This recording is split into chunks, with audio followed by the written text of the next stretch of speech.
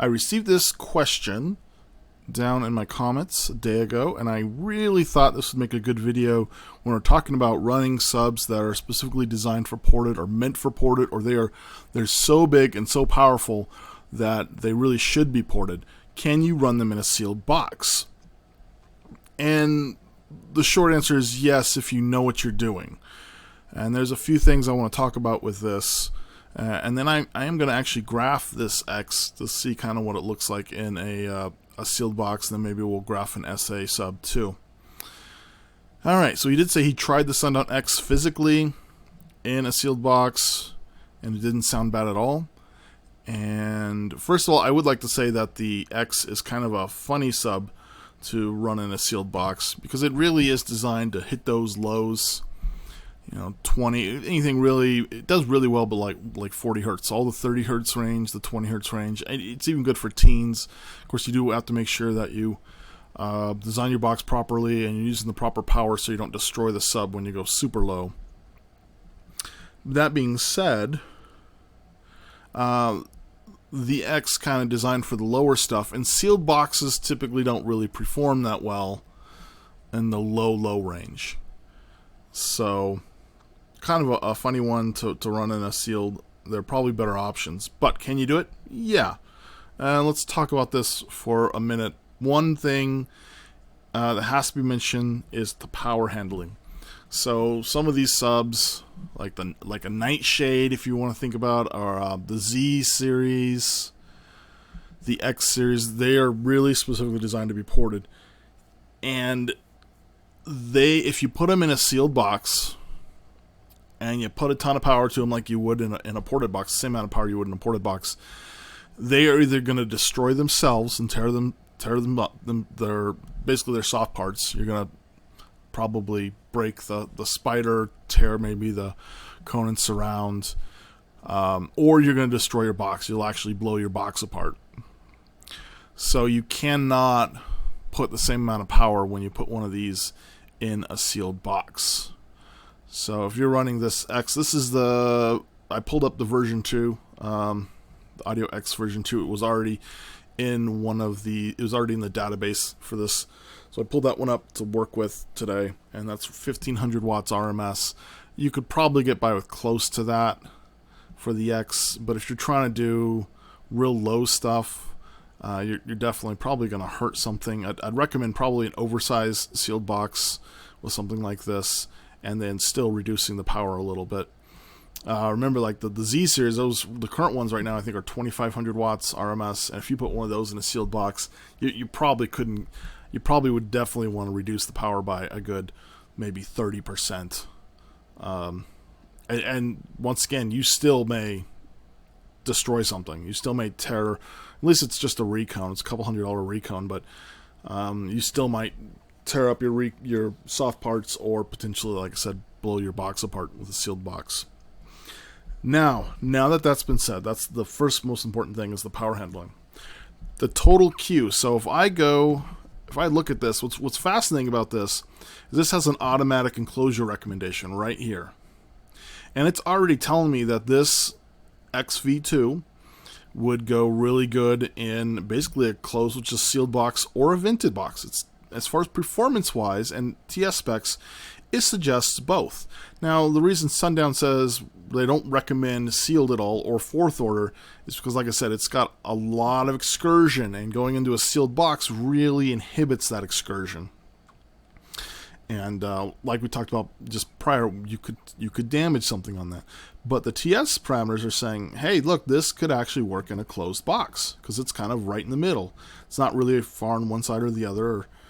Another thing I'd like to mention, so in fact, let me really quick I'm going to select this. This is these are just various calculated standards. This one right here is designed to give you a QTC of 0.707, which is always kind of considered as the ideal QTC for listening. And the Q, when we talk about Q, let me show you kind of what we get into. Okay, bring up my whiteboard. And see if I've got any drawing utensils here.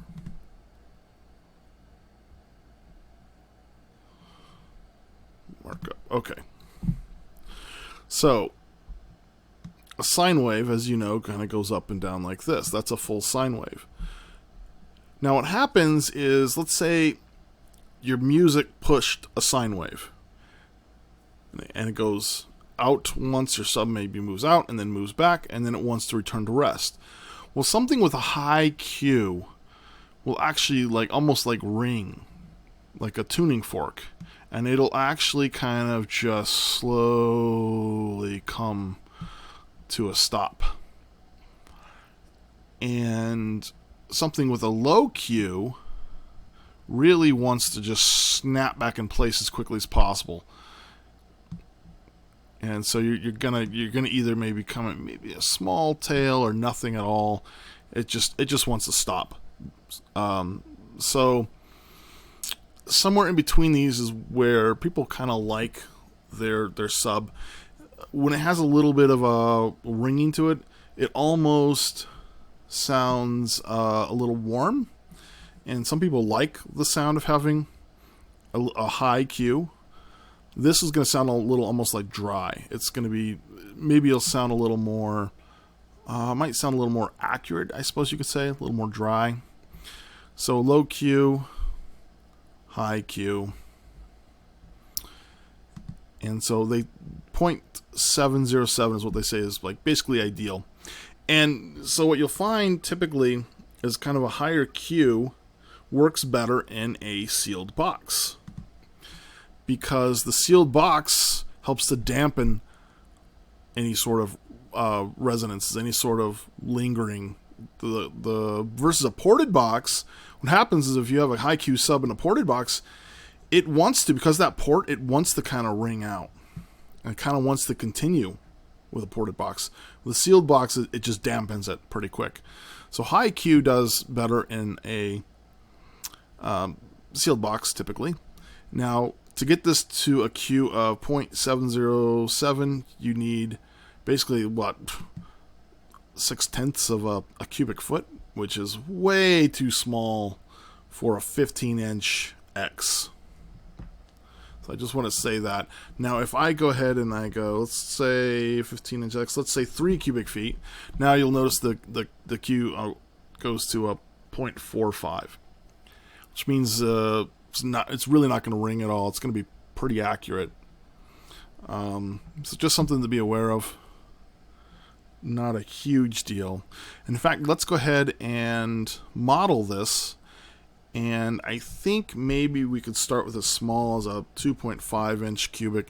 Also, let me turn on, let's say your car resonates at, let's say 45 hertz. That's pretty standard. Let's give it a 3 dB boost. This is for cabin game. I'm going to turn this on because this will help model this a little better.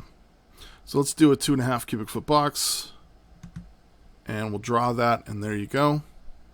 And then let's compare this against a 4 cubic foot box. And there you go. So let's look at, let's see, where are they? So about 40 hertz, they're even. If you go up and you're talking about 60 hertz, then there's a 1/10 of a dB difference. Now you'll notice down here at 20 hertz, there's about 0.5 dB difference. So between a 2.5 and a 4 cubic foot box, there's not a huge difference. Now part of the reason is because it's got the X has a big magnet on the back, and it is essentially fighting the box. Even though the box is kind of dampening it, it's fighting that box. So it almost doesn't care as much about the box trying to restrict it. It's going to do its thing because it's got the magnet pull to do it. Okay, so I've still got the same sub pulled up, the X15V2. Let's do two things. Let's do a 2 cubic foot box and then a 3 cubic foot box sealed. And I'm going to go ahead and draw the 2 cubic foot box. I got to make sure I got this put back on. We were doing 50 hertz with a 3 dB. Okay. And then let's also draw a 3 cubic foot box. Okay, perfect. So there's not a huge difference between these two. And it looks about right around 40 hertz is where it's even. Above 40 hertz, the smaller box is better. Below 40 hertz, the bigger box is better. I would recommend going a little bit bigger on your box, simply because it's going to be more forgiving on your sub. You'll be able to do a little bit more power handling. So somewhere between that 2 and 3 cubic feet for a 15 looks pretty good. Anyways, guys, I hope this helped. I hope this gives you something to think about. If you do want to run one in a sealed box, you want to try it, you can. Actually, let's really quick, let's compare this against he originally asked to compare it against an SA. So let's do that real quick. Let's go ahead and select, we want the same thing. We want a 15. Here we go. Here's the SA15 Dual 2 Rev 3. Perfect. We'll design a box for that. Let's take a look. Okay, so this is really interesting. So notice on this sub, it's saying right here under the enclosure recommendations that this should be run in a sealed box. So let's compare this against that. We're going to do, we'll do the same thing. We'll do a 2 cubic foot box. Draw. And then we'll do a 3 cubic foot box. And draw. Okay. So now you can really see how one of these might shine over the X. The X definitely still down here in the low frequency range is definitely doing better than the SA. And let's see here. It looks like, man, between 30 and up, you can see there's a significant, in fact, we'll go to 50. You can see that there is a, well, I guess it's not a huge difference. About a dB difference between the X and the SA. So that's actually not that big. I mean, you're probably not even really going to notice that. Oh, right here. Okay. Now, this is significant. You've got a, oh geez, about a 2.5 to 3 dB difference at 40 hertz. So the X is going to lose out on some of those higher frequencies in a sealed box, but it'll still perform okay in the lows. But like I said, originally the X was not designed. It was designed for ported box, and this is the exact type of thing that we should expect when you compare them. Now this is basically transfer function. This is not taking into the account that you can still put more power to the X. But even if you were to double the power to the X, you would basically just make up the difference in how loud you are in this gap right in here. Anyways, I hope that helped. I hope that was interesting. And then hope to catch you online again later this week. Cheers!